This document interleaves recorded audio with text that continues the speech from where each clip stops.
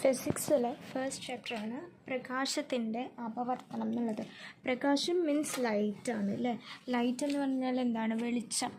അപ്പോൾ നമുക്ക് ഏതൊരു ഭാഗത്തേക്ക് നമുക്ക് എന്ത് കാണണമെങ്കിലും അവിടെ നിന്ന് എന്ത് നമുക്ക് അറിയണമെങ്കിലും ഒക്കെ നമുക്ക് എന്ത് വേണം? ലൈറ്റ് വേണം, ഈ പ്രകാശം വേണം. അപ്പോൾ പ്രകാശത്തിൻ്റെ അപവർത്തനം എന്ന് വെച്ചാൽ ചില സമയത്ത് പ്രകാശം സാധാരണ രീതിയിലല്ല പതിക്കുക. എന്ന് വെച്ചാൽ ചില സമയത്ത് നമുക്ക് ഒരുപാട് കാര്യങ്ങൾ വ്യത്യസ്തമായിട്ട് തോന്നാം. ഇപ്പോൾ റോട്ടിൽ കിടക്കുന്ന വെള്ളം അവിടെ ഇങ്ങനെ കിടക്കുന്നുണ്ടാവും. അത് നമുക്ക് പക്ഷേ ഇങ്ങനെ പോകുന്ന സമയത്ത് ചിലപ്പോൾ തോന്നുന്നത് അതൊരു കുഴിയായിട്ടായിരിക്കാം അല്ലേ. അപ്പോൾ വെള്ളം എന്ന് പറയുന്നത് കുഴിയായിട്ട് നമുക്ക് കാണാൻ അവിടെ ഉണ്ടായ സാഹചര്യം എന്ന് പറയുന്നത് പ്രകാശത്തിൻ്റെ ഒരു കളിയാണ്. അതുപോലെ നമ്മൾ റെയിൻബോ കാണാറുണ്ട് അല്ലേ. വെള്ളത്തിൽ റെയിൻബോ കാണാറുണ്ട്. ഇതൊക്കെ എന്താണ്? പ്രകാശത്തിൻ്റെ അപവർത്തനം മൂലമാണ്. അപ്പോൾ അതെങ്ങനെയാണ് എന്നുള്ളതാണ് നമ്മൾ ഈ ചാപ്റ്ററിൽ പഠിക്കുന്നത്. ഇത്തരം അനുഭവം നിങ്ങൾക്കും ഉണ്ടായിട്ടുണ്ടല്ലോ അല്ലേ. ഇത്തരം അനുഭവം നമുക്ക് ഉണ്ടായിട്ടുണ്ട്. ഇങ്ങനെയുള്ള അനുഭവങ്ങളിൽ പലതും വിവിധ പ്രകാശ പ്രതിഭാസങ്ങളുമായി ബന്ധപ്പെട്ടതാണ്. അപ്പോൾ എന്തൊക്കെയോ പ്രകാശവുമായി ബന്ധപ്പെട്ടതാണ് ഇതൊക്കെ. പ്രകാശം പതിക്കുമ്പോൾ, പ്രകാശം പ്രതിപതിപ്പിക്കുമ്പോൾ, അങ്ങനെ എന്തൊക്കെയോ നടക്കുമ്പോഴാണ് എന്ത് നടക്കുന്നത്? ഇങ്ങനത്തെ സംഭവങ്ങളൊക്കെ, ഇങ്ങനത്തെ അനുഭവങ്ങളൊക്കെ നമുക്ക് ഉണ്ടാവുന്നത്. ഇത് നമ്മൾ മുന്നേ പഠിച്ചൊരു ചിത്രമാണ് ഇത്. ചിത്രം 1.1. അതിലെന്ത് തന്നിട്ടുണ്ട്? ഒരു ഗ്ലാസ്സിൽ നിറച്ച് വെള്ളം തന്നിട്ടുണ്ട്. ആ വെള്ളത്തിൽ ഒരു പെൻസിലോ സ്ട്രോയോ എന്തെങ്കിലും നമ്മൾ ഇട്ട് കഴിയുമ്പോൾ അത് മുറിഞ്ഞതായിട്ട് കാണപ്പെടുന്നു എന്ന് നമ്മൾ പഠിച്ചിട്ടുണ്ട്. അപ്പോൾ അത് കാണുന്നുണ്ട്. അതിന് കാരണം എന്താണ് എന്നുള്ളതൊക്കെയാണ് നമ്മൾ ഇനി ഇതിൽ പഠിക്കുക. ഗ്ലാസ്സിലെ നാരങ്ങ വെള്ളത്തിലേക്കിട്ട സ്ട്രോ ഒടിഞ്ഞിരിക്കുന്ന പോലെ തോന്നിയിട്ടുണ്ടോ? എന്തായിരിക്കും ഇതിന് കാരണം? ഒരു വസ്തുവിൽ പതിച്ച പ്രകാശം പ്രതിപതിച്ച് നമ്മുടെ കണ്ണിൽ പതിക്കുമ്പോഴാണല്ലോ നാം ആ വസ്തുവിനെ കാണുന്നത് അല്ലേ. ഒരു വസ്തുവിൽ പ്രകാശം വന്ന് ആ വസ്തുവിൽ തട്ടി അത് അവിടെ നിന്ന് പ്രതിപതിച്ച് നമ്മുടെ കണ്ണിലോട്ട് എത്തുമ്പോഴാണ് നമ്മൾ എന്ത് കാണുന്നത്? ആ വസ്തുവിനെ കാണുന്നത്. നാരങ്ങ വെള്ളത്തിൽ മുങ്ങിയിരിക്കുന്ന സ്ട്രോയിൽ നിന്ന് പ്രതിപതിച്ച് വരുന്ന പ്രകാശകിരണങ്ങൾ വിവിധ മാധ്യമങ്ങളിലൂടെ സഞ്ചരിച്ച് നമ്മുടെ കണ്ണിലേക്ക് എത്തുന്നത് അല്ലേ. അപ്പോൾ നമുക്ക് ഇവിടെ നോക്കുകയാണെങ്കിൽ ഈ സ്ട്രോ എന്ന് പറയുന്നത് ആദ്യത്തെ മാധ്യമം എന്ന് പറയുന്നത് വായു എന്ന മാധ്യമത്തിലൂടെ സഞ്ചരിച്ച് നമ്മുടെ കണ്ണിലേക്ക് എത്തുന്നുണ്ട്. രണ്ടാമത് എന്താണ്? ജലം എന്ന മാധ്യമത്തിലാണ് കിടക്കുന്നത്. അപ്പോൾ അതിൽ പോയി തട്ടി അവിടെ നിന്ന് പ്രതിപതിച്ചാണ് നമ്മുടെ കണ്ണിലേക്ക് എത്തുന്നത്. അപ്പോൾ രണ്ടും എന്താണ്? രണ്ട് മാധ്യമങ്ങളിൽ ഡിഫറൻസ് ഉള്ളത് കൊണ്ടാണ് അവിടെ അങ്ങനെ ഒരു സംഭവം നമുക്ക് കാണാനായിട്ട് പറ്റുന്നത്. ഇതാണ് ഫസ്റ്റ് പേജിലുള്ളത്. പിന്നെ പേജ് നമ്പർ 8. പേജ് നമ്പർ 8 എന്താ പറയുന്നത്? ഒരു പ്രവർത്തനം ചെയ്ത് നോക്കാം എന്ന് പറയുന്നുണ്ട്. ഒരു ഗ്ലാസ് ട്രഫിൽ 1/4 ഭാഗത്തോളം ജലം എടുത്തിട്ട് ജലത്തിൽ 1-2 തുള്ളി പാൽ ചേർക്കുക. പാൽ എന്തിനായിരിക്കും ചേർക്കുന്നുണ്ടാവുക? പാൽ എന്ന് പറയുന്ന മിശ്രിതം എന്ന് പറയുന്നത്, പാല് നമ്മളിങ്ങനെ കടത്തി വിടുന്ന സമയത്ത് കുറച്ച് വലിയ പാർട്ടിക്കിൾസും കൂടെ പാലിലുണ്ടാവും. എന്ന് വെച്ചാൽ കട്ട പോലെയില്ല, നമുക്ക് കണ്ണുകൊണ്ട് കാണാൻ പറ്റത്തില്ല. പിന്നെ അടിഞ്ഞു കൂടുന്നതൊക്കെ നമുക്ക് കാണാനായിട്ട് പറ്റും അല്ലേ. വലിയ കുറച്ച് സമയമൊക്കെ നമ്മൾ പാല് ഫ്രിഡ്ജിലൊക്കെ വെച്ച് കഴിഞ്ഞാൽ നമുക്ക് മനസ്സിലാവും. അപ്പോൾ പിന്നീട് എടുക്കുമ്പോൾ ഒന്നും കൂടി വൃത്തിയാക്കിയിട്ടാണ് നമ്മൾ എടുക്കുക. അല്ലെങ്കിൽ മേലത്തെ കട്ടിയുള്ള ഭാഗമൊക്കെ മേലെയും വെള്ളം പോലുള്ള ഭാഗമൊക്കെ താഴെയും അടിഞ്ഞു കൂടുന്നതായിട്ട് നമുക്ക് കാണാനായിട്ട് പറ്റും. അപ്പോൾ ഈ പാല് പിന്നെ മോരിൽ ഒക്കെ നമുക്ക് ഫീൽ ചെയ്യാനായിട്ട് പറ്റിയിട്ടുണ്ട്. അപ്പോൾ ഈ 2-3 തുള്ളി പാല് നമ്മൾ എന്തിലേക്ക് ചേർത്തു? ഈ ട്രഫിലേക്ക് ചേർത്തു. ട്രഫ് സുതാര്യ പേപ്പർ ഷീറ്റ് കൊണ്ട് അടയ്ക്കുക. സുതാര്യ പേപ്പർ ഷീറ്റ് എന്ന് പറഞ്ഞാൽ എന്താണ്? അതിൽ കടത്തിവിടുന്നത്, ലൈറ്റ് കടത്തിവിടുന്നത് അല്ലെങ്കിൽ പ്രകാശം കടത്തിവിടുന്ന ഷീറ്റാണ് സുതാര്യമായ പേപ്പർ ഷീറ്റ് എന്ന് പറയുന്നത്. ഓക്കെ. ട്രഫിൽ ബാക്കി ഭാഗത്ത് പുക നിറച്ച ശേഷം, അപ്പോൾ എന്തൊക്കെ ഉണ്ട്? നമുക്ക് പുക നിറച്ചു, പിന്നെ വെള്ളവും ഉണ്ട്, അപ്പോൾ ജലവും ഉണ്ട്, ഇവിടെ എന്തുണ്ട്? വായു ഉണ്ട്. അപ്പോൾ ഈ 2 എണ്ണത്തിലൂടെ ഈ ചിത്രം 1.2 കാണിക്കുന്നത് എന്താണ്? ഇതിങ്ങനെ കടന്നു പോകുമ്പോൾ അവിടെ ഒരു കുഞ്ഞ് മാറ്റം വന്നു. അതിൻ്റെ പാതയിൽ, ദിശയിൽ വ്യതിയാനം സംഭവിച്ചു. ദിശ എന്ന് വെച്ചാൽ ഡയറക്ഷൻ, എങ്ങനെയാണോ പോകേണ്ടത് അതാണ് ദിശ എന്ന് പറയുന്നത്. നേരെ പോകണമായിരുന്നു, പക്ഷെ അതിലെന്ത് സംഭവിച്ചു? ആ ദിശയിൽ വ്യതിയാനം സംഭവിച്ചു. വ്യതിയാനം വെച്ചാൽ അവിടെ ഒരു ചരിവ് സംഭവിച്ചു. ഓക്കെ. അപ്പോൾ ട്രഫിനുള്ളിൽ ഈ സംഭവമാണ്. പുറത്ത് ചിത്രം 1.2bയിൽ പ്രകാശപാതയുടെ രേഖാചിത്രം എന്ന് പറഞ്ഞിട്ട് തന്നിരിക്കുന്നത്. അതിലെന്താ സംഭവിക്കുന്നത്? വായുവിൽ ചരിഞ്ഞൊരു പ്രകാശം, വായു എന്ന മാധ്യമത്തിൽ ചരിഞ്ഞൊരു പ്രകാശം വരുന്നു. ആ പ്രകാശം നേരെയാണ് പോകേണ്ടത്. അതാണ് ഡോട്ടഡ് ലൈൻ ഇട്ടിട്ട് കാണിച്ചിരിക്കുന്നത്. അതെങ്ങനെയാണ്? ജലം എന്ന മാധ്യമത്തിലൂടെ പോകുമ്പോൾ ദിശാവ്യതിയാനം അതിന് സംഭവിച്ചിട്ടുണ്ട്. ഓക്കെ. ട്രഫിനുള്ളിൽ ഏതെല്ലാം മാധ്യമങ്ങളിലൂടെയാണ് പ്രകാശരശ്മി സഞ്ചരിക്കുന്നത്? ഏതൊക്കെ മാധ്യമങ്ങളുടെ? വായു, ജലം എന്നീ മാധ്യമങ്ങളിലൂടെയാണ് പ്രകാശരശ്മി സഞ്ചരിക്കുന്നത്. ഒരു മാധ്യമത്തിലൂടെ മാത്രം സഞ്ചരിക്കുമ്പോൾ പ്രകാശപാതയുടെ ദിശ എപ്രകാരമായിരിക്കും? ഒരു മാധ്യമത്തിലൂടെ മാത്രമാണ് സഞ്ചരിക്കുന്നതെങ്കിൽ അതെന്താണ്? എങ്ങനെയാണോ വന്നത്, ചരിഞ്ഞാണ് വന്നതെങ്കിൽ അതേ ചരിവിൽ തന്നെയായിരിക്കും ഒരേ മാധ്യമത്തിലൂടെ സഞ്ചരിക്കുമ്പോൾ ഉള്ളത്, അല്ലേ? വേറൊരു മാധ്യമത്തിലേക്ക് പോകുമ്പോഴാണ് അതിനെന്ത് വ്യതിയാനം സംഭവിക്കുന്നത്? ദിശാവ്യതിയാനം സംഭവിക്കുന്നത്. ഒന്നാമത്തെ മാധ്യമത്തിൽ നിന്ന് രണ്ടാമത്തെ മാധ്യമത്തിലേക്ക് പ്രകാശം ചരിഞ്ഞ് പ്രവേശിക്കുമ്പോൾ പ്രകാശരശ്മിക്ക് എന്ത് സംഭവിക്കുന്നു? ദിശാവ്യതിയാനം ഉണ്ടാവുന്നുണ്ടോ? ഉണ്ട്, അല്ലേ? ഒന്നാമത്തെ മാധ്യമത്തിൽ നിന്ന് രണ്ടാമത്തെ മാധ്യമത്തിലേക്ക് പോകുന്ന സമയത്ത് പ്രകാശരശ്മിക്ക്, പ്രകാശയുടെ പാതയ്ക്ക് വ്യതിയാനം സംഭവിക്കുന്നുണ്ട്. പ്രകാശരശ്മിക്ക് വ്യതിയാനം ഉണ്ടാകുന്നത് എവിടെ വെച്ചിട്ടാണ്? അതിൻ്റെ വിഭജനതലം എന്ന് വെച്ചാൽ രണ്ടിനെയും വേർതിരിക്കുന്ന ആ ലൈനില്ല, വായു ജലം എന്ന് പറഞ്ഞിട്ട് വേർതിരിക്കുന്ന ആ ഒരു ലൈന്, അതിനെയാണ് നമ്മൾ എന്ത് വിളിക്കുക? വിഭജന തലം എന്ന് വിളിക്കുക. അവിടെ വെച്ചിട്ടാണ് പ്രകാശരശ്മിക്ക് എന്ത് സംഭവിക്കുന്നത്? വ്യതിയാനം സംഭവിക്കുന്നത്. ഇനി ലംബമായി പതിക്കുന്ന പ്രകാശരശ്മിക്ക് ദിശാവ്യതിയാനം ഉണ്ടാകുമോ? ഒരിക്കലും ഉണ്ടാവില്ല. ലംബമായി ആണെന്ന് വെച്ചാൽ ഇങ്ങനെ സ്ട്രെയിറ്റ് ആയിട്ട് തന്നെയാണ് പോകുന്നത്, നേർരേഖയാണ്. അപ്പോൾ അതിനെന്തുണ്ടാവില്ല? ദിശാവ്യതിയാനം ഉണ്ടാവില്ല.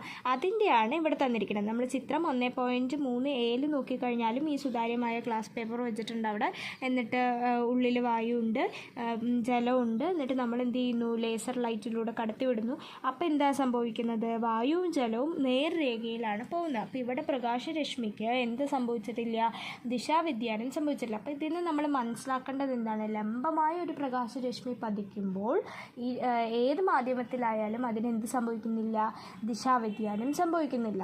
ചരിഞ്ഞ് പതിക്കുമ്പോൾ ഒരേ മാധ്യമത്തിലാണെങ്കിൽ അതിന് ദിശാവ്യതിയാനം സംഭവിക്കില്ല. പ്രകാശരശ്മി രണ്ട് മാധ്യമത്തിൽ ചരിഞ്ഞ് പതിക്കുമ്പോൾ എന്ത് സംഭവിക്കുന്നു? അതിന് ദിശാവ്യതിയാനം സംഭവിക്കുന്നു. ഇത്രയും കാര്യങ്ങളാണ് നമ്മൾ പേജ് നമ്പർ 8 മനസ്സിലാക്കേണ്ടത്.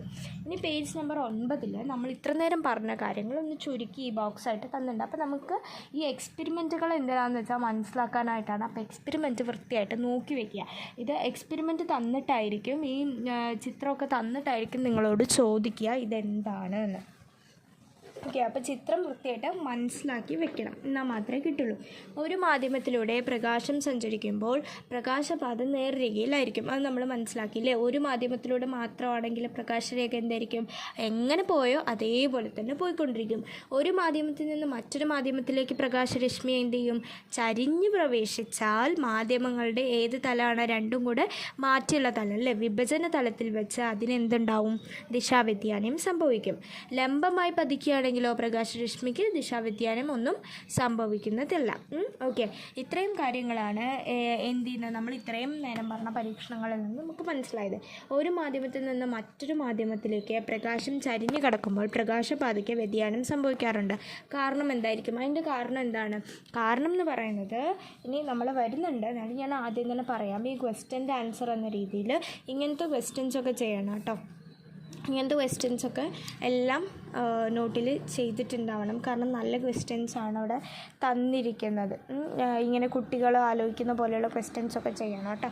അതൊക്കെ നല്ലതാണ് തന്നിരിക്കുന്നത്. അപ്പോൾ അതിന് കാരണം എന്താ വെച്ചാൽ ഒരു മാധ്യമത്തിലൂടെ പ്രകാശരശ്മി കടക്കുന്ന സ്പീഡിലായിരിക്കില്ല, വേഗത്തിലായിരിക്കില്ല അടുത്ത മാധ്യമത്തിലൂടെ പ്രകാശരശ്മി കടക്കുന്നുണ്ടാവും. അതുകൊണ്ടാണ് അവിടെ എന്ത് സംഭവിക്കുന്നത്? ദിശാവ്യതിയാനം സംഭവിക്കുന്നത്. ഓക്കെ, അപ്പോൾ മിനുസമുള്ളൊരു പ്രതലവും തന്നിട്ടുണ്ട്, പരുപരുത്തൊരു പ്രതലവും തന്നിട്ടുണ്ട്. അതിലൂടെ ഒരു കാറ് പോവുകയാണെങ്കിൽ ഒരേ വേഗതയിലാണോ പോവുക? അല്ല, മിനുസുള്ളവിടെ നല്ല സ്മൂത്തായിട്ട് വേഗം പോകാൻ പറ്റും. പരുപരുത്തവിടെ കുണ്ടും കുഴിയുള്ള റോഡാണെങ്കിൽ നമ്മൾ എന്ത് ചെയ്യും? ഒന്ന് മെല്ലെ നിർത്തി അങ്ങോട്ട് മാറ്റി ഇങ്ങോട്ട് മാറ്റി ഒക്കെ പോകേണ്ടി വരും, അല്ലേ? അതാണ് രണ്ടും തമ്മിലുള്ള വ്യത്യാസം എന്ന് പറയുന്നത്. അപ്പോൾ ഒരു പ്രതലത്തിൽ നിന്ന് മറ്റൊരു പ്രതലത്തിലേക്ക് മാറുന്നത് മൂലം കാറിൻ്റെ വേഗത്തിൽ വ്യത്യാസം ഉണ്ടാവുന്നുണ്ട്, അല്ലേ? അപ്പോൾ അതേപോലെ ഒരു മാധ്യമത്തിൽ നിന്ന് വേറൊരു മാധ്യമത്തിലേക്ക് നമ്മൾ മാറുകയാണെങ്കിൽ അവിടെ പ്രകാശരശ്മിയുടെ വേഗതയിൽ വ്യത്യാസമുണ്ട്. ഈ വേഗതയിലെ വ്യത്യാസം കാരണമാണ് അവിടെ എന്ത് നടക്കുന്നത്? ദിശാവ്യതിയാനം നടക്കുന്നത്. അപ്പോൾ വിവിധ മാധ്യമങ്ങളിലൂടെയുള്ള പ്രകാശവേഗം എന്താണ്? വ്യത്യാസമാണ്. പ്രകാശവേഗത്തിലുള്ള ഈ മാറ്റമാണ് ഒരു മാധ്യമത്തിൽ നിന്ന് മറ്റൊരു മാധ്യമത്തിലേക്ക് പ്രകാശം കടക്കുമ്പോൾ പ്രകാശപാതയുടെ വ്യതിയാനത്തിന് കാരണം. ക്ലിയർ അല്ലേ? ഇത് കഴിഞ്ഞിട്ട് നമുക്ക് പട്ടിക 1.1 ഉണ്ട്. അതിൽ എല്ലാം പഠിച്ചു വയ്ക്കുക. വായു എന്ന മാധ്യമത്തിൻ്റെ പ്രകാശം കടന്നു പോകുകയാണെങ്കിൽ അതിൻ്റെ വേഗം എത്രയായിരിക്കും? 3 × 10⁸ മീറ്റർ/സെക്കൻഡ് എന്നാണ് പറയുക. ഇത് ഇമ്പോർട്ടൻ്റ് ആണ്, വായുവിൻ്റെ കാര്യം ഇമ്പോർട്ടൻ്റ് ആണ്. പിന്നെ ജലം നോക്കി വയ്ക്കുക, 2.25, അടുത്ത 2 എല്ലാം 10⁸ തന്നെയാണ്. അപ്പോൾ അതിൽ വലിയ ബുദ്ധിമുട്ടില്ല. യൂണിറ്റ് പഠിച്ച് വയ്ക്കുക, മീറ്റർ/സെക്കൻഡ്, വജ്രം വരെയുള്ള കാര്യങ്ങൾ വൃത്തിയായിട്ട് നോക്കി വയ്ക്കുക. അതോടെ പേജ് നമ്പർ 9 കഴിഞ്ഞു. ഇനി നമ്മൾ പേജ് നമ്പർ 10ലേക്ക് പോവാണ്. വിവിധ മാധ്യമങ്ങളിൽ പ്രകാശവേഗം വ്യത്യാസപ്പെടാൻ കാരണം മാധ്യമങ്ങളുടെ പ്രകാശിക സാന്ദ്രതയിലുള്ള വ്യത്യാസമാണ്. അപ്പോൾ നമ്മൾ എന്ത് പറഞ്ഞു? പ്രകാശവേഗം വ്യത്യാസപ്പെടുന്നത് കൊണ്ടാണ് ദിശാവ്യതിയാനം ഉണ്ടാകുന്നതെന്ന് പറഞ്ഞു. ഇനി എങ്ങനെയാണ് പ്രകാശവേഗം വ്യത്യാസപ്പെടുന്നത്? എന്തുകൊണ്ടാണ് പ്രകാശത്തിലുള്ള വേഗം വ്യത്യാസപ്പെടുന്നത്? അവിടെയുള്ള പ്രകാശിക സാന്ദ്രതയിലുള്ള വ്യത്യാസമാണ്. അപ്പോൾ എന്താണ് പ്രകാശിക സാന്ദ്രത? ഒരു മാധ്യമത്തിലൂടെയുള്ള ഒരു പ്രകാശം ഒരു മാധ്യമത്തിലൂടെ കടക്കുമ്പോൾ ആ മാധ്യമത്തെ, ആ പ്രകാശത്തിൻ്റെ വേഗതയെ സ്വാധീനിക്കാൻ എത്രത്തോളം ആ മാധ്യമത്തിന് കഴിയും എന്നുള്ള അതിൻ്റെ കഴിവിനെയാണ് നമ്മൾ എന്ത് വിളിക്കുന്നത്? പ്രകാശിക സാന്ദ്രത എന്ന് പറയുന്നു. ഒന്നുകൂടെ പറഞ്ഞുതരാം. ഒരു മാധ്യമത്തിലൂടെ എന്ത് പോവുകയാണ്? പ്രകാശം ഇങ്ങനെ കടന്നു പോവുകയാണ്. അപ്പോൾ അതിൻ്റെ വേഗം ഉണ്ടല്ലോ, പ്രകാശത്തിൻ്റെ വേഗത്തെ എത്രത്തോളം സ്വാധീനിക്കാൻ കഴിയും, ഓക്കെ, ഒരു മാധ്യമത്തിന് എത്രത്തോളം സ്വാധീനിക്കാൻ കഴിയും എന്നുള്ളതാണ് അതിൻ്റെ പ്രകാശിക സാന്ദ്രത എന്ന് പറയുന്നത്. അപ്പോൾ ഈ പ്രകാശിക സാന്ദ്രത കൂടുകയാണെങ്കിൽ പ്രകാശവേഗം എന്ത് ചെയ്യും? കുറയും. പ്രകാശ സാന്ദ്രത കുറഞ്ഞതാണെങ്കിൽ പ്രകാശവേഗം എന്ത് ചെയ്യും? പ്രകാശത്തിൻ്റെ വേഗം എന്ത് ചെയ്യും? കൂടും. അപ്പോൾ പ്രകാശ സാന്ദ്രതയും പദാർത്ഥ സാന്ദ്രതയും ഒന്നല്ല. പ്രകാശ സാന്ദ്രത എന്ന് പറയുന്നത് ഒരു മാധ്യമത്തിലൂടെ ഇങ്ങനെ പ്രകാശം ഇങ്ങനെ കടന്നു പോകും. അപ്പോൾ ഈ പ്രകാശത്തിൻ്റെ വേഗത്തെ സ്വാധീനിക്കുന്ന ഘടകങ്ങൾ ഉണ്ടാവും അല്ലേ? അപ്പോൾ സ്വാധീനിക്കാൻ എത്രത്തോളം ആ മാധ്യമത്തിന് കഴിയുന്നു എന്നതിൻ്റെ കഴിവ്. ഈ സ്വാധീനിക്കുക എന്നുള്ള വാക്കുകൊണ്ട് ഉദ്ദേശിക്കുന്നത് കൂട്ടുക അല്ലെങ്കിൽ കുറയ്ക്കുക. അപ്പം മിനുസ പ്രതലമായിരുന്നപ്പോൾ കാറിനെ സ്വാധീനിക്കുന്ന എന്താ? സ്മൂത്തായിട്ട് പോയി അല്ലേ? വേഗത്തെ ഒന്നും സ്വാധീനിച്ചില്ല. ഇനി പരുപരുത്ത പ്രതലമായപ്പോൾ കാറിൻ്റെ വേഗത്തെ സ്വാധീനിച്ചത് എന്തൊക്കെയായിരുന്നു? കുണ്ട്, കുഴി, ഇങ്ങനത്തെ കാര്യങ്ങളൊക്കെ സ്വാധീനിച്ചു. അതാണ് സ്വാധീനം എന്ന് പറയുന്നത്. അപ്പോൾ സ്വാധീനിക്കാനുള്ള മാധ്യമത്തിൻ്റെ കഴിവ്, അതിൻ്റെ കഴിവിനെയാണ് നമ്മൾ എന്ത് വിളിക്കുന്നത്? പ്രകാശിക സാന്ദ്രത എന്ന് വിളിക്കുന്നത്. ഈ പ്രകാശിക സാന്ദ്രതയിലുള്ള വ്യത്യാസം കാരണമാണ് ഇപ്പോൾ റോട്ടിൽ കുണ്ടും കുഴിയും ഉള്ളത് കൊണ്ടാണ് ആ കാറിന് വേഗം പോകാൻ പറ്റാണ്ടിരുന്നത്. അപ്പോൾ പ്രകാശ സാന്ദ്രതയിലുള്ള വ്യത്യാസം കാരണമാണ് വേഗത്തിൽ വ്യത്യാസം ഉണ്ടാകുന്നത്. ഈ പ്രകാശ വേഗത്തിലുള്ള വ്യത്യാസം കാരണമാണ് എന്തുണ്ടാവുന്നത്? ദിശയ്ക്ക് വ്യതിയാനം സംഭവിക്കുന്നത്. പ്രകാശരശ്മിയുടെ ദിശയ്ക്ക് വ്യതിയാനം സംഭവിക്കുന്നത്. കിട്ടിയല്ലോ. ഇനി അടുത്തത്, ഓക്കെ, അടുത്തത് എന്താ വരുന്നത്? അപവർത്തനം അല്ലേ? അപവർത്തനം എന്ന് പറഞ്ഞാൽ നമ്മൾ നേരത്തെ പറഞ്ഞു, ഒരു വെള്ളത്തിലിങ്ങനെ നാരങ്ങ വെള്ളത്തിൽ ഗ്ലാസിൻ്റെ ഉള്ളിൽ സ്ട്രോ ഇട്ട് വയ്ക്കുന്ന സമയത്ത് നമുക്ക് എന്ത് സംഭവിക്കുന്നു? അത് ഒടിഞ്ഞ പോലെ കാണപ്പെടുന്നു. ഇതിന് കാരണം അപവർത്തനമാണ്. എന്താണ് അപവർത്തനം? ഒരു മാധ്യമത്തിലൂടെ മറ്റൊരു മാധ്യമവും ഉണ്ട് അല്ലേ? അപ്പോൾ ഒരു മാധ്യമത്തിലൂടെ പ്രകാശം കടന്നു പോയി മറ്റൊരു മാധ്യമത്തിലേക്ക് കടക്കണ സമയത്ത് അതിൻ്റെ വിഭജന തലത്തിൽ വെച്ച് എന്ത് സംഭവിക്കുന്നു? ദിശാവ്യതിയാനം ഉണ്ടാകുന്നു. ഈ പ്രതിഭാസത്തെ നമ്മൾ എന്ത് വിളിക്കുന്നു? അപവർത്തനം എന്ന് വിളിക്കുന്നു. ഇത്ര നേരം നമ്മൾ എന്ത് പറഞ്ഞു? ഉണ്ടാകുന്നു എന്ന് പറഞ്ഞു. ഇനി അതിനൊരു പേരിട്ട് വിളിക്കുകയാണ് അപവർത്തനം. ഇത്രയേ ഉള്ളൂ. ഒന്ന് വേഗം വായിച്ചിടാം. നാരങ്ങ വെള്ളത്തിൽ സ്ട്രോ ഒടിഞ്ഞതായി തോന്നിയതിന് കാരണം കണ്ടെത്തുന്നതിനായി ഒരു പ്രവർത്തനം ചെയ്ത് നോക്കാം. ഗ്ലാസ്സിൽ ഒരു സ്ട്രോ പിടിച്ച് ചരിച്ച് വെച്ചിട്ടുണ്ട്. പിന്നീട് അതിലേക്ക് ചിത്രത്തിലെ പോലെ ജലം നിറയ്ക്കുക. എന്ത് വ്യത്യാസമാണ് നിരീക്ഷിക്കാൻ കഴിയുന്നത്? നമുക്ക് ഓൾറെഡി അറിയാം അല്ലേ? എന്ത് ചെയ്യുന്നു? ഈ സ്ട്രോ മുറിഞ്ഞതായിട്ട് കാണപ്പെടുന്നു. സ്ട്രോ ഒടിഞ്ഞതായി കാണപ്പെടാനുള്ള കാരണം എന്താണ്? അപവർത്തനമാണ് കാരണം. എന്താണ്? ഒരു മാധ്യമത്തിലൂടെ പ്രകാശരശ്മി ചരിഞ്ഞ്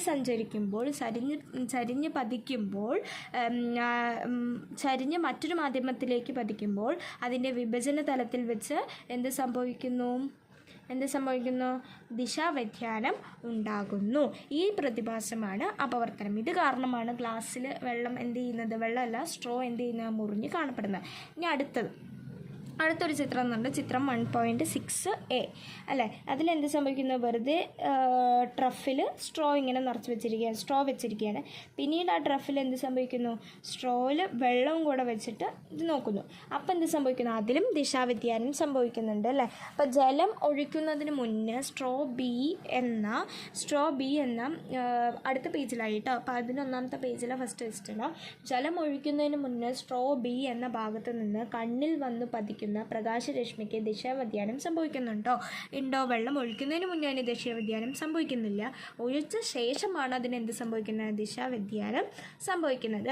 ജലം ഒഴിച്ച ശേഷം സ്ട്രോയുടെ ജലത്തിൽ മുങ്ങിയിരിക്കുന്ന ഭാഗത്ത് നിന്ന് വരുന്ന പ്രകാശരശ്മി വായുവിലേക്ക് പ്രവേശിക്കുമ്പോൾ ജലോപരിതലത്തിൽ വെച്ച് ദിശാവ്യതിയാനം സംഭവിക്കുന്നുണ്ടല്ലോ അല്ല. ഒരു മാധ്യമത്തിൽ നിന്ന് വേറെ മാധ്യമത്തിലേക്ക് കടക്കുമ്പോൾ അതിൻ്റെ വിഭജന തലത്തിൽ വെച്ച് എന്ത് സംഭവിക്കും? അതിന് ദിശാവ്യതിയാനം ഉണ്ടാകുന്നു. ഈ ദിശാവ്യതിയാനം ഉണ്ടാവാൻ കാരണം എന്താണ്?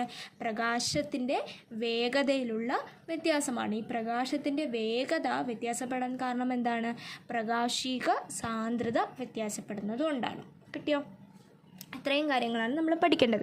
ഇനി അടുത്ത ജലം ഒഴിച്ച ശേഷം സ്ട്രോയുടെ ജലത്തിൽ അത് ഓക്കെ, അത് വായിച്ചു കഴിഞ്ഞു. ഇനി അടുത്ത ക്വസ്റ്റ്യൻ, ബിയിൽ നിന്നാണ് പ്രകാശരശ്മി യഥാർത്ഥത്തിൽ വരുന്നതെങ്കിൽ സി എന്ന ഭാഗത്ത് നിന്നും വരുന്നതായല്ലേ നമ്മൾ കാണുന്നത്. അപ്പോൾ ബിയിൽ നിന്നാണ് ശരിക്കും പറഞ്ഞാൽ പ്രകാശരശ്മി വരുന്നത്, പക്ഷേ സിയിലാണ് നമ്മൾ കാണുന്നത്. എന്തുകൊണ്ടാണ്? വ്യത്യാസം ഉണ്ടായതുകൊണ്ട്. ബി എന്ന യഥാർത്ഥ സ്ഥാനം സിയിലേക്ക് ഉയർന്നതായി കാണപ്പെടുന്നാൽ സ്ട്രോ ജലോപരിതലത്തിൽ വെച്ച് ഒടിഞ്ഞതായി തോന്നുന്നു അല്ലേ? നമുക്ക് ഒടിഞ്ഞതായിട്ടാണ് കാണപ്പെടുന്നത്. അപ്പോൾ ഈ മഞ്ഞ ബോക്സ് പഠിക്കുക. ഒരു മാധ്യമത്തിൽ നിന്ന് പ്രകാശിക സാന്ദ്രത വ്യത്യാസമുള്ള മറ്റൊരു മാധ്യമത്തിലേക്ക് പ്രകാശം ചരിഞ്ഞ് പ്രവേശിക്കുമ്പോൾ മാധ്യമങ്ങളുടെ വിഭജന തലത്തിൽ വെച്ച് അതിൻ്റെ ദിശയ്ക്ക് വ്യതിയാനമുണ്ടാകുന്നു. ഈ പ്രതിഭാസമാണ് അപവർത്തനം. കിട്ടിയോ? പ്രകാശത്തെ അപവർത്തനത്തിന് വിധേയമാക്കാനുള്ള മാധ്യമത്തിൻ്റെ കഴിവ് അതിൻ്റെ പ്രകാശ സാന്ദ്രതയെ ആശ്രയിച്ചിരിക്കുന്നു. പ്രകാശിക സാന്ദ്രതയാവട്ടെ മാധ്യമത്തിൻ്റെ അപവർത്തനാങ്കവുമായി ബന്ധപ്പെട്ടിരിക്കുന്നു. വിവിധ പ്രകാശിക ഉപകരണങ്ങളുടെ രൂപകൽപ്പനയിൽ അപവർത്തനത്തിൻ്റെ പങ്ക് നിർണായകമാണ്. അപ്പോൾ അവിടെ ഒന്നും വേണ്ട. ഇനി അപവർത്തനാങ്കം എന്താണെന്ന് പഠിക്കുക. അപ്പോൾ ഇതിൽ എപ്പോഴും നമ്മൾ ഇങ്ങനത്തെ സംഭവങ്ങൾ പഠിക്കുന്ന സമയത്ത് ഇക്വേഷൻ പഠിച്ചു വയ്ക്കുക. അതിൽ നിന്ന് എങ്ങനെയാണ് ഇത് ഉണ്ടാക്കേണ്ടത്, എഴുതേണ്ടതെന്ന് പഠിക്കാം. അപവർത്തനാങ്കം ഈക്വൽ ടു ശൂന്യതയിലൂടെയുള്ള പ്രകാശവേഗം ഡിവൈഡഡ് ബൈ മാധ്യമത്തിലൂടെയുള്ള പ്രകാശവേഗം. ശൂന്യതയിലൂടെയുള്ള പ്രകാശവേഗം ഡിവൈഡഡ് ബൈ മാധ്യമത്തിലൂടെയുള്ള പ്രകാശവേഗം. ഇതിന് നമുക്ക് എങ്ങനെ എഴുതാം? അപവർത്തനാങ്കം എന്നത് ശൂന്യതയിലൂടെയുള്ള പ്രകാശവേഗവും മാധ്യമത്തിലൂടെയുള്ള പ്രകാശവേഗവും തമ്മിലുള്ള അനുപാത സംഖ്യയാണ്. ഇങ്ങനെയാണ് നമ്മൾ എഴുതേണ്ടത്. അനുപാതമാണ് എന്ന് എഴുതിയാലും മതി. എങ്ങനെയാണ്? അപവർത്തനാങ്കം ഈക്വൽ ടു ശൂന്യതയിലൂടെയുള്ള പ്രകാശവേഗം ഡിവൈഡഡ് ബൈ മാധ്യമത്തിലൂടെയുള്ള പ്രകാശവേഗം എന്നാണ് ഇക്വേഷൻ. ഇക്വേഷൻ മാത്രം പഠിക്കുക, എന്നിട്ട് ബാക്കി നിങ്ങൾ എഴുതേണ്ടതാണ്, ഉണ്ടാക്കി എഴുതേണ്ടതാണ്. എങ്ങനെ എഴുതും? അപവർത്തനാങ്കം എന്ന് പറയുന്നത് ശൂന്യതയിലൂടെയുള്ള പ്രകാശവേഗത്തിൻ്റെയും മാധ്യമത്തിലൂടെയുള്ള പ്രകാശവേഗത്തിൻ്റെയും അനുപാതമാണ്. കിട്ടിയോ? അല്ലെങ്കിൽ ഇങ്ങനെ പറഞ്ഞാലും മതി. അപവർത്തനാങ്കം എന്ന് പറയുന്നത് ശൂന്യതയിലൂടെയുള്ള വേഗവും മാധ്യമത്തിലൂടെയുള്ള പ്രകാശവേഗവും തമ്മിലുള്ള അനുപാതമാണ്. ഓക്കെ. n = c/v. എപ്പോഴും പഠിച്ചു വയ്ക്കുക. ഈ c എന്ന് പറയുന്നത് എന്തായിരിക്കും? 3 × 10⁸ m/s. അത് പഠിച്ചു വയ്ക്കുക. അങ്ങനെയാണെങ്കിൽ താഴെ പട്ടിക 1.2 ബാക്കിയുള്ളവരുടെ അപവർത്തനാങ്കം കണ്ടുപിടിക്കാനായിട്ട് കണ്ടിട്ടുണ്ട്. അത് കണ്ടുപിടിക്കാം. അങ്ങനെ പേജ് നമ്പർ 11 കഴിഞ്ഞു. ഇനി പേജ് നമ്പർ 12 ഫസ്റ്റ് ക്വസ്റ്റ്യൻ ഉണ്ട്. വജ്രത്തിൻ്റെ അപവർത്തനാങ്കം എങ്ങനെയാണ് കണ്ടുപിടിക്കുക എന്നുള്ളത്. അപ്പോൾ അപവർത്തനാങ്കം തന്നിട്ടുണ്ട് എന്ന് വെച്ചാൽ n എന്നുള്ള ഇക്വേഷൻ ആദ്യം പഠിച്ചു വയ്ക്കുക. n = c/v. n ആണ് ഇവിടെ എന്ത്? 2.4. c നമുക്ക് ഓൾറെഡി അറിയാം, 3 × 10⁸. ഇനി നമ്മൾ മാക്സ് ചെയ്യില്ലേ, ഈ വേരിയബിളിന് അപ്പുറത്ത് കൊണ്ടുവരിക. ഇപ്പോൾ v എന്ന് പറയുമ്പോൾ നമുക്ക് അറിയാത്ത സംഖ്യയാണ്, അത് x പോലെയാണ്. ഈ എക്സിന് ഇപ്പുറത്ത് കൊണ്ടുവരിക. അത് ഞാൻ നോട്ടിൽ ചെയ്തിട്ടുണ്ട്, അപ്പോൾ ഒന്നുകൂടി നോക്കിയിട്ട് കിട്ടിയില്ലെങ്കിൽ പറഞ്ഞുതരാം. ഓക്കെ. പ്രകാശവേഗം അപവർത്തനാങ്കവുമായി എങ്ങനെ ബന്ധപ്പെട്ടിരിക്കുന്നു? അപവർത്തനാങ്കം കൂടുതലാണെങ്കിൽ ഈ പ്രകാശവേഗം എന്തായിരിക്കും? കുറവായിരിക്കും. ഓക്കെ. അപവർത്തനാങ്കം കൂടുതലാണെങ്കിൽ പ്രകാശവേഗം എന്തായിരിക്കും? കുറവായിരിക്കും. ഇത്രയേ അവിടെ നിന്ന് പഠിക്കാനുള്ളൂ. ഇനി അടുത്തത്, വായുവിൽ നിന്ന് ജലത്തിലേക്കും ജലത്തിൽ നിന്ന് വായുവിലേക്കും ഒരേ പതനകോണിൽ പ്രവേശിക്കുമ്പോൾ പ്രകാശത്തിനുണ്ടാകുന്ന ദിശാവ്യതിയാനം ഒരുപോലെ ആയിരിക്കുമോ എന്ന് നമുക്ക് നോക്കാം. അപ്പോൾ ചിത്രം 1.7 എന്ത് സംഭവിക്കുന്നു? വായുവിൽ നിന്ന് ജലത്തിലേക്ക് പതിക്കുന്നു അല്ലേ? ജലത്തിലേക്ക് പതിക്കുന്ന സമയത്ത് ഇവിടുത്തെ കോണെന്ന് പറയുന്നത് 80 ആയിരുന്നു. 80 കോണിൽ പോയപ്പോൾ ജലത്തിലേക്ക് പതിക്കുന്ന സമയത്ത് എന്തിനോട്? ഈ നോർമൽ ലൈനിനോട്, ലംബം ആയിട്ടുള്ള എന്നുള്ളതിനോട് അടുത്ത് വന്നു അല്ലേ. ഇനി ജലത്തിൽ നിന്ന് വായുവിലേക്ക് പോകുമ്പോഴോ ഈ ലംബത്തിൻ്റെ ലൈനിനോട് അടുത്ത് വന്നില്ല, ദൂരേക്ക് പോയി അല്ലേ, മാറിപ്പോയി.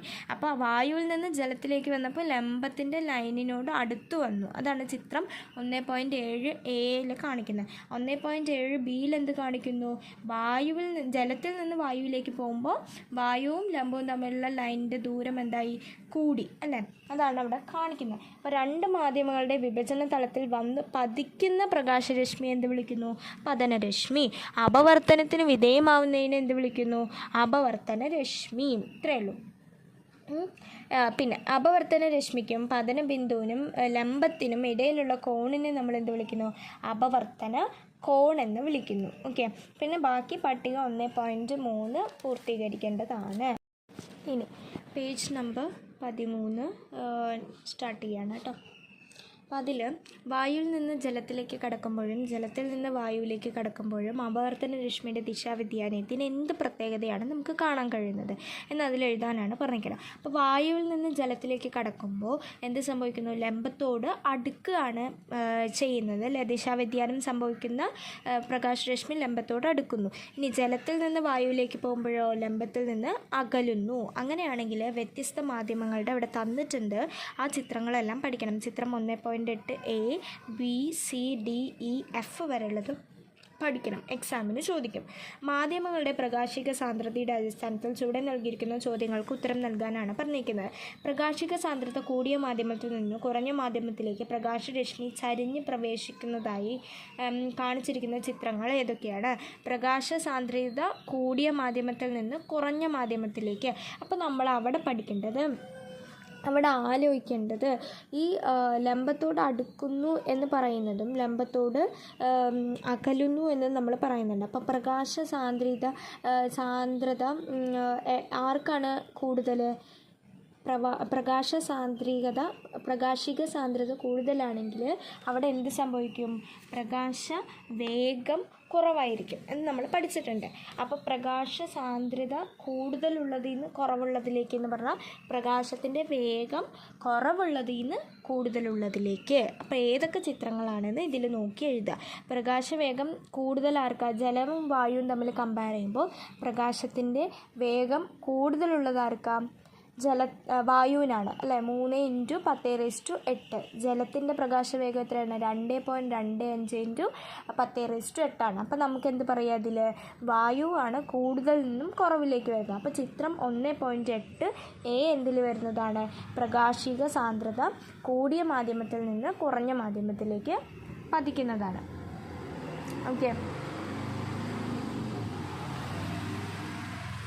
അടുത്തത് അതുപോലെ ഇങ്ങനെ ഓരോന്നും ചെയ്ത് നോക്കുക. എന്ന് വെച്ചാൽ പ്രകാശിക സാന്ദ്രത കൂടിയത് എന്ന് പറഞ്ഞാൽ അതിൽ പ്രകാശവേഗം കുറവായിരിക്കണം അല്ലേ. അപ്പോൾ പ്രകാശവേഗം കുറവുള്ളത് ഏതാണ്? ജലത്തിൽ നിന്ന് ഗ്ലാസ്സിലേക്ക് പോകുമ്പോൾ പ്രകാശവേഗം കുറവാണ്.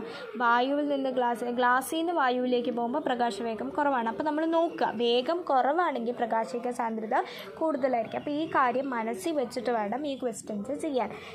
ഇവിടെ ബി ക്വസ്റ്റ്യനാണ് പറയുന്നത്. ഇവിടെ അപവർത്തനം സംഭവിക്കുന്ന രശ്മിയുടെ ദിശാവ്യതിയാനം എപ്രകാരമാണ്?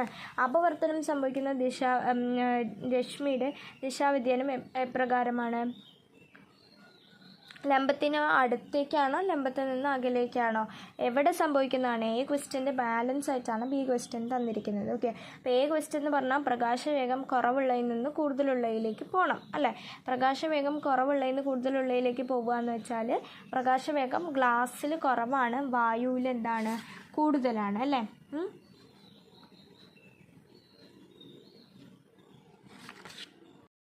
അപ്പോൾ നമുക്ക് എന്ത് പറയാം? പ്രകാശവേഗം കൂടിയാൽ പ്രകാശിക സാന്ദ്രത എന്ത് ചെയ്യും? കുറയും. അപ്പോൾ നമുക്ക് ഗ്ലാസ്സിനാണ് പ്രകാശിക വേഗം ആർക്കാ കൂടുതൽ?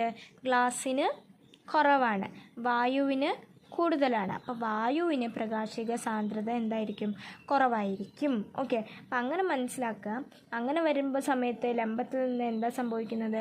അകലെയാണ് സംഭവിക്കുന്നത്. അപ്പോൾ ഈ ക്വസ്റ്റ്യൻസ് നിങ്ങൾ തന്നെ ഒറ്റയ്ക്ക് ചെയ്യുക. എന്നിട്ട് കിട്ടിയില്ല വെച്ചാൽ ഞാൻ പറഞ്ഞുതരാം. അതാണ് കുറച്ചുകൂടെ നല്ലത്. ഈ പോയിൻറ്റ്സ് ഒക്കെ മനസ്സിൽ വയ്ക്കുക.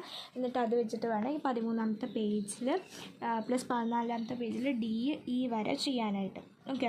അപ്പോൾ ഇനി ഇവിടെ ഒരു മഞ്ഞ ബോക്സ് തന്നിട്ടുണ്ട്, നോക്കാം. പ്രകാശം ഒരു മാധ്യമത്തിൽ നിന്ന് മറ്റൊരു മാധ്യമത്തിലേക്ക് പ്രവേശിക്കുമ്പോൾ പതനരശ്മി, അപവർത്തന രശ്മി, പതന ബിന്ദുവിലെ ലംബം എന്നിവ ഒരേ തലത്തിലായിരിക്കും. അപ്പോൾ എന്താണ്, പ്രകാശം ഒരു മാധ്യമത്തിൽ നിന്ന് വേറൊരു മാധ്യമത്തിലേക്ക് പതിക്കുകയാണ് അല്ലേ. ആ സമയത്ത് പതനരശ്മി, അപവർത്തന രശ്മി ഇതൊക്കെ ഒരേ തലത്തിലായിരിക്കും എന്നാണ് പറയുന്നത്. പ്രകാശിക സാന്ദ്രത കുറഞ്ഞ മാധ്യമത്തിൽ നിന്ന് കൂടിയ മാധ്യമത്തിലേക്ക് പ്രകാശം ചരിഞ്ഞ് പ്രവേശിക്കുമ്പോൾ അപവർത്തന രശ്മിക്ക് എന്ത് സംഭവിക്കുന്നു, ലംബത്തോട് അടുക്കുന്നു. അപ്പോൾ നമുക്ക് ചിലപ്പോൾ ഇങ്ങനെ ലംബത്തോട് അടുക്കുന്ന ഒരു ചിത്രം തരും.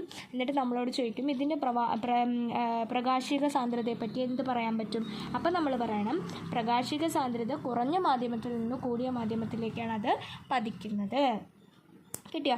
അതേപോലെ തിരിച്ച് ആലോചിച്ചാൽ എന്താണ്, പ്രകാശിക സാന്ദ്രത കുറഞ്ഞ മാധ്യമത്തിൽ നിന്ന് കൂടിയ മാധ്യമത്തിൽ നിന്ന് കുറഞ്ഞ മാധ്യമത്തിലേക്കാണ് പോകുമ്പോഴെങ്കിൽ അപവർത്തന രശ്മി എന്ത് ചെയ്യുന്നു, ലംബത്തിൽ നിന്ന് അകലുന്നു. അങ്ങനെയും ചോദിക്കാം. ഇനി മാധ്യമത്തിൻ്റെ വിഭജന തലത്തിലേക്ക് ലംബമായി പതിക്കുകയാണെങ്കിൽ അപവർത്തനം എന്ത് ചെയ്യുന്നില്ല, സംഭവിക്കുന്നില്ല. അത് നമ്മൾ ഓൾറെഡി പറഞ്ഞതാണ്. അപവർത്തനം ലംബമായിട്ടാണെങ്കിൽ സംഭവിക്കില്ല. ഓക്കെ.